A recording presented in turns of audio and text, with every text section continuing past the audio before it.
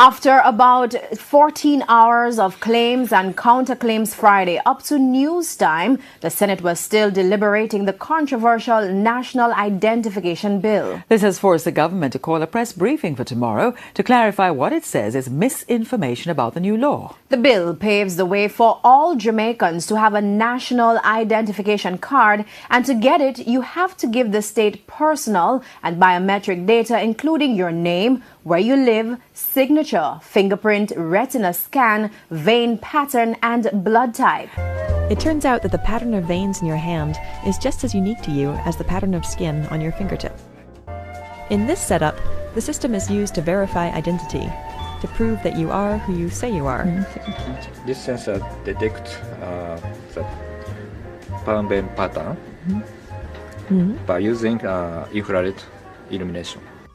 The module shines near-infrared light onto a person's hand. The deoxygenated blood in the veins absorbs the near-infrared light, while the rest of the hand lets the light pass through. A sensor in the module records the image of the hand, where the veins show up as dark lines. Then a software program compares the image against the template on record for that individual. In this system, you have stored a template of your palm veins, yes? Then the program announces whether or not there is a match. So that shows access denied. Thank you. Your vein pattern is also a more secure identifier than your fingerprints, which can be lifted from any smooth surface and reproduced. Because your veins are inside your palm, no one can see or copy them.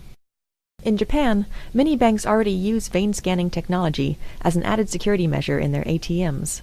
Shinzaki also showed me the company's next-generation biometric identification system, which uses both palm veins and fingerprints. So when I press my hand on this sensor, 3 fingerprints and 1 palm vein pattern will be captured. This system doesn't just verify that you are who you say you are. The extra biometric data allows it to pluck your identity from a database containing millions of records. One day, this could allow a customer in a shop to buy a magazine just by placing his hand on a sensor. And the R&D lab is still experimenting with new imaging systems that could be used for more precise identification. For IEEE Spectrum, I'm Eliza Strickland. TVJ's Andrea Chisholm has details of today's special sitting of the Senate. Defend the citizens of this country and don't sell them out. We're selling them out for $68 million loan US. Senator and we're Brown. selling them out again Senator with Brown. this legislation. Opposition Senator Lambert Brown, as the Upper House continued its clause-by-clause analysis of the National Identification and Registration Act. Clause 20, Section 1 of the bill makes it clear that every Jamaican shall be part of the database. Opposition senators want Jamaicans to have a choice by replacing the word shall with may. There's a review process after 18 months, and we use public education, persuasion, and other means to get a buy-in from the public in a non-mandatory way, and during the review process we can assess where we are.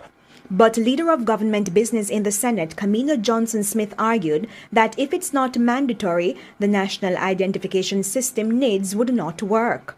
But I've structured the bill in a way that all the clauses do not come into effect at the same time, so that we can properly phase not only the rollout and education, but also when it is that there will be any effective penalty. In the end, the changes proposed by the opposition were not accepted. The mandatory provision remains.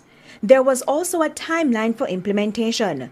Mrs. Johnson-Smith says over the next 12 months, the infrastructure will be put in place. The pilot project will begin in January 2019, and the full rollout will begin in September 2019 over a 3 to 4 year period. Government senators also rejected calls for that timeline to be inserted in the law. And the disagreements continued, this time Clause 20, Section 9. It essentially states that if one refuses or fails to enroll in the database without reasonable excuse, they shall be liable for conviction. If convicted in the parish court, the penalty is a fine not exceeding $100,000. What is without reasonable excuse? Would that include religion? if it includes religion, is that religion as accepted by the law, or as is practiced, or as is popular, or as is perceived? It is that very breadth that makes it very valuable to the citizen. I would leave it like that, and it can encompass any reasonable excuse. There was also an issue with Section 30, which states that the national identification card remains the property of the state. Opposition Senator K.D. Knight wanted to add something to that sentence. However, it shall not be taken without due process. Aye. Andrea Chisholm, TVJ News. Meanwhile, several groups, including members of civil society, turned up at Gordon House today as the Senate continues its review of the National Identification and Registration Bill. As TVJ's Adrian Brown reports, some groups are still opposed to the bill. A small group of people gathered outside Parliament on Monday afternoon to protest against the National ID Bill, now before the Upper House. The group included representatives from the Marcus Garvey People's Political Party. What is behind all this? This haste to pass this bill. We are reminded by Revelations 13, the 666, the mark of the beast, when you cannot buy nor sell. So we are saying, if England, Australia, India, and other greater nations than us have rejected this system, then who are we to accept it?